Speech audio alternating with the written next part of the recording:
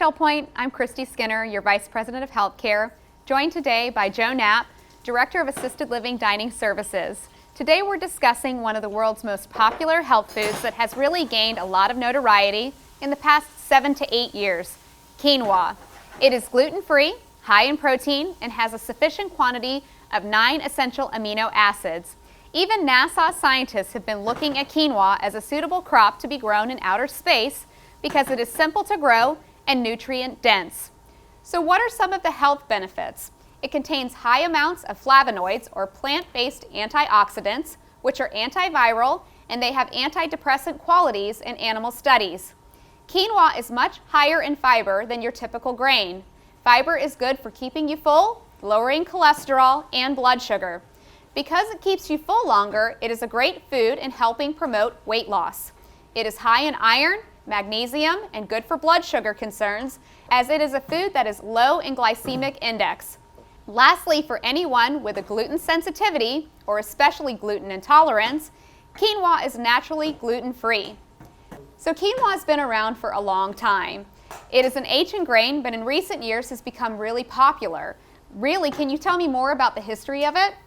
So quinoa actually is a grain crop, and it's grown for its edible seeds. It was an important crop in the Inca Empire, and it was believed to be sacred, and they actually referred to it as the mother of all grains.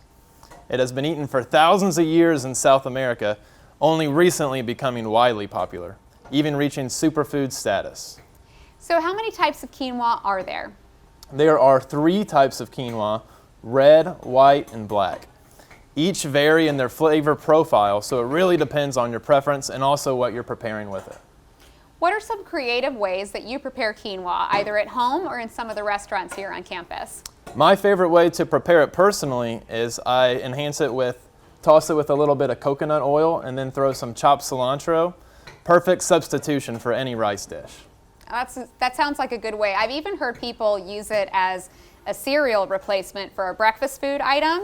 That's a creative way that we use it actually in our house. We use it with coconut milk and put a little bit of agave nectar into it and make it a little bit sweeter that way. So some people should try it that way, and they'd probably be surprised because of it being a seed.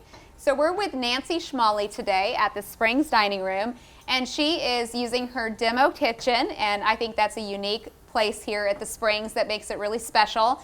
And sometimes we show it as a main entree, but I think that quinoa lends itself as a nice side dish. It doesn't always have to be the star of the show, but that also makes it pretty versatile. So tell us how you're using quinoa as a side dish here at the Springs. What I'm doing today is I've got a little extra virgin olive oil, and I sauteed some fresh garlic, and then I've rendered down some fresh spinach.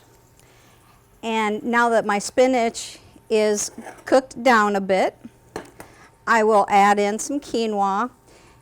And the interesting thing about quinoa too is you only have to have like half a cup to meet your daily requirements. It's easy to cook.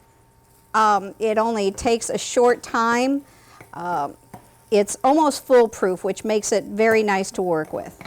Yeah, it's a very forgiving seed that you cannot really mess up. I'm not a natural cook in my house, but this is even a side dish that I can make and not make a mistake with, which is really nice.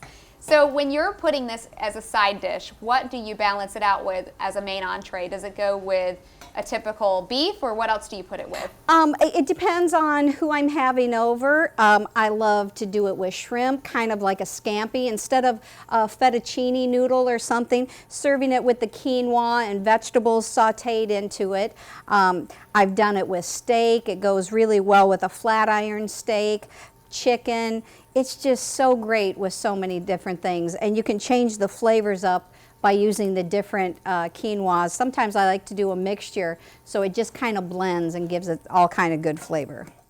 Very nice. Well, thank you so much for highlighting it and showing us how you cook it here at the Springs. And once again, the way that Nancy makes it at the Springs is very different than the way that you'd experience it at the Crystal, so we solicit anybody and everybody to come and try it here at the Springs and enjoy the way that Nancy's prepared it, but also go to all of our restaurant venues to see the way that they've incorporated quinoa as a healthy option for you, especially if you're a gluten intolerant resident. It's a great alternate choice that you can also get something that's filling and rewarding, and it feels like you're eating something that is a carb that you shouldn't have while you're still staying compliant with your diet. So come and enjoy it at all of our dining venues. And on behalf of Joe, Nancy, and myself, and until next time, Shell Point, stay healthy.